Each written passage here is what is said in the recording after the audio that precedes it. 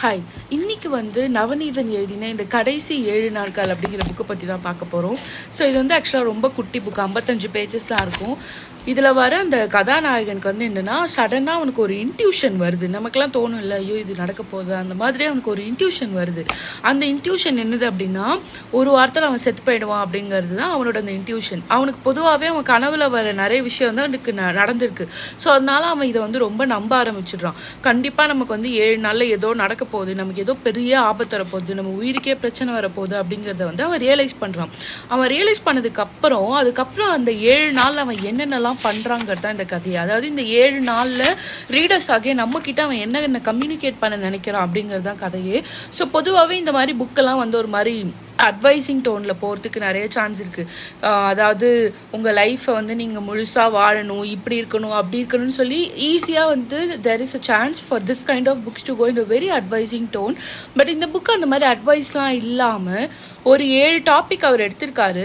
அந்த 7 டாபிக்லையுமே அவரோட எக்ஸ்பீரியன்ஸஸ், அவருக்கு தெரிஞ்சுக்கிட்டதை ஒரு அட்வைசிங் டோனில் இல்லாமல் ஒரு ஃப்ரெண்ட் டு ஃப்ரெண்டு ஷேர் பண்ணால் எப்படி இருக்கும் அந்த மாதிரி ஷேர் பண்ணுறாரு. ஸோ அதுதான் இதோட கதையா அப்படின்னு கேட்டால் இல்லை. அங்கே தான் கிளைமேக்ஸில் ட்விஸ்ட் வைக்கிறாரு. ஸோ அந்த எண்ட் ட்விஸ்ட் என்னென்னா, அவரோட ப்ரீவியஸ் புக்கில் இருக்கிற ஒரு சில கேரக்டர்ஸ் இதில் வராங்க. ஸோ ஒரு மாதிரி இன்டர்லிங்க்டாக போகி இந்த ஸ்டோரி தொடரும் அப்படின்னு முடிஞ்சிடும். ஸோ உங்களுக்கு இந்த மாதிரி ஒரு சஸ்பென்ஸ் த்ரில்லர் பிடிக்கும் அப்படின்னா you should check all of his books. இது நான் ரீசெண்டாக படித்ததில் ரொம்பவே இம்பேக்ட் பண்ண ஒரு புக் இது. ஏன்னா ஓகே, ஏதோ ஒரு கடைசியில் ஆக போகுது அப்படின்னு நினச்சிட்டு இருக்கிறப்போ சடனாக அங்கே ஒரு ட்விஸ்ட் வச்சு இந்த கதை வேற ஒரு இடத்துக்கு போகும். ஸோ யாரெல்லாம் ஒரு ஜாலியான, ஃபன்னான, த்ரில்லிங்கான தமிழில் படிக்கணும்னு நினைக்கிறீங்களோ you should check this book. And மெயினாக இந்த புக்கு எழுதப்பட்டிருக்கிற விதம் எனக்கு ரொம்ப பிடிச்சிருந்தது.